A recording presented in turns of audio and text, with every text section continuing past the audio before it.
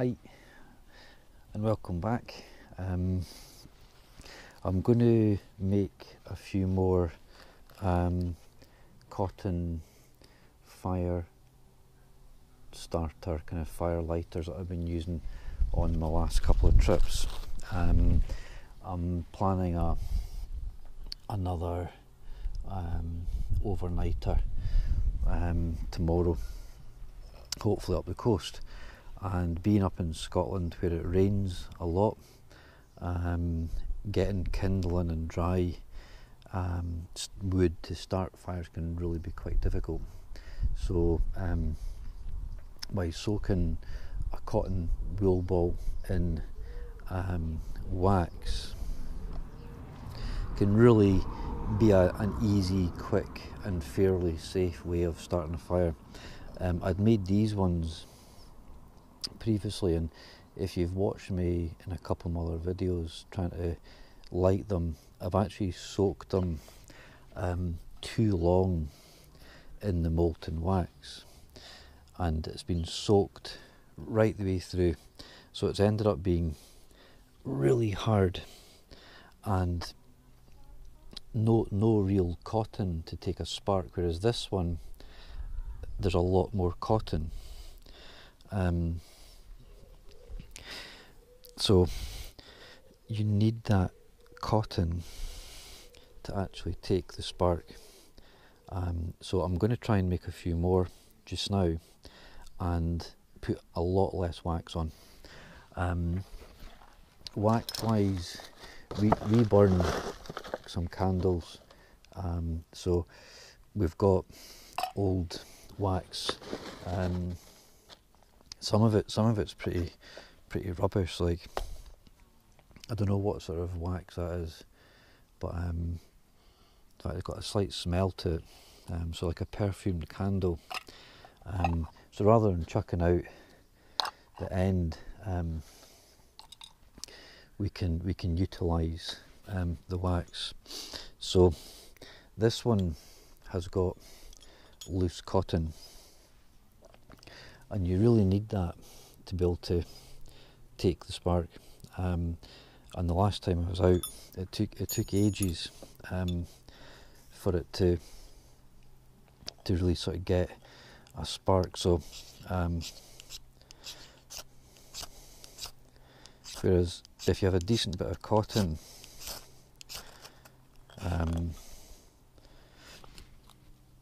then it takes it really quickly like that, and because it's got a bit of wax on it, it kind of burns for quite a while. So you need cotton, whereas this one was completely soaked and it's really difficult to actually light it.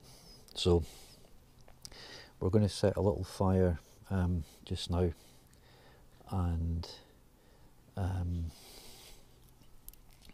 melt some wax.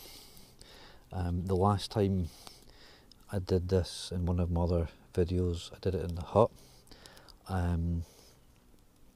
but since then we had a little accident in the hut, in the shed,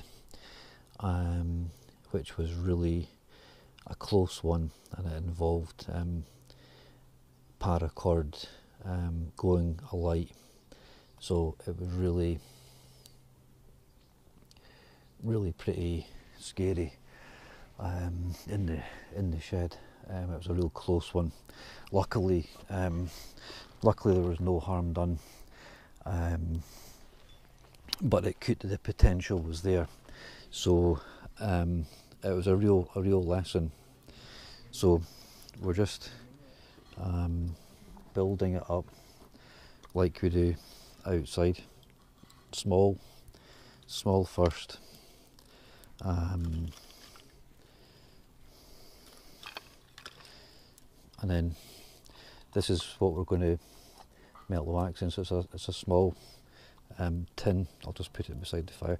Again, when wax melts, it's really flammable, so you need to be really careful that the wax doesn't ignite.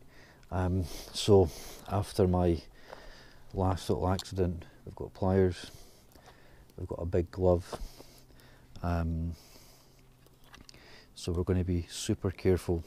And in the shed I had bits of really nice driftwood, and that's what caught with the burning paracord, because you singed the end of the paracord, and I didn't realise that it hadn't gone out properly. So I mean, really scary, but a lesson all the same, and there was no significant harm done, which was good. So we're just building this up. I'm just wanting to get, it's just some scraps,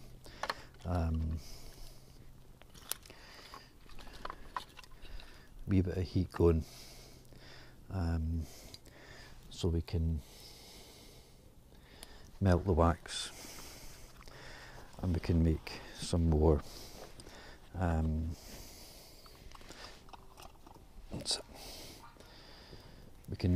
wax cotton balls, but with much less wax than this. I'm going to leave a decent bit of cotton loose, so the cotton will take a spark much easier. So yeah, thanks again for joining me. It's much appreciated.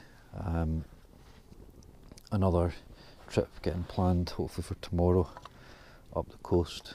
I'm going to try and camp by a beach, and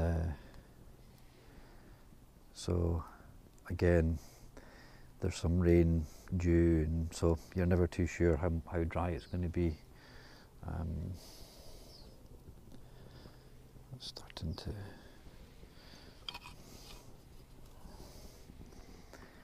starting to melt nicely in there. So again, just be really careful. Molten wax is obviously flammable.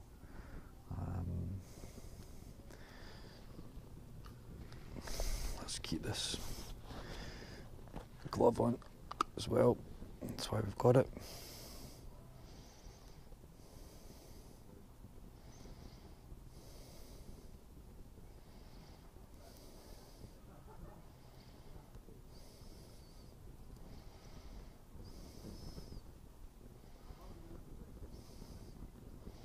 I've seen guys do this just with boiling water, and you soak it, so it's probably a lot safer that way. But because we're outside,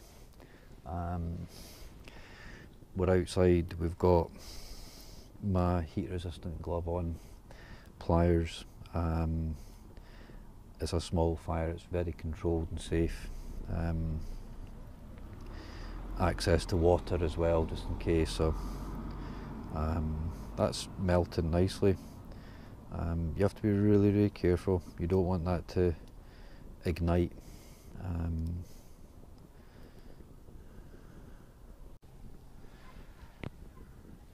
So we've melted a decent amount of wax.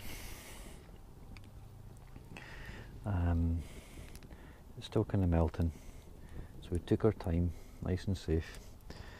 And what we're going to do is we're going to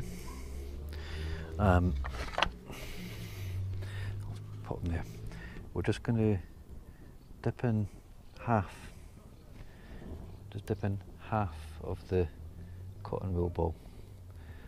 It's going to leave, we'll get more out of the wax, and it'll leave more cotton to take the spark,